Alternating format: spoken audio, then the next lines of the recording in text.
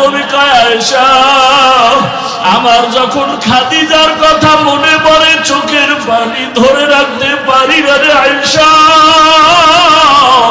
ওরে আরবের মানুষ আমাকে যখন তাড়াইয়া দিত,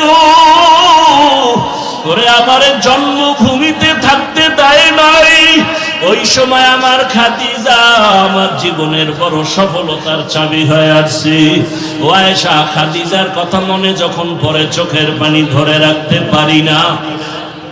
আর যখন হাসরের ময়দানের কথা মনে পড়ে কান্না করি। কেন ইয়া রাসূলুল্লাহ?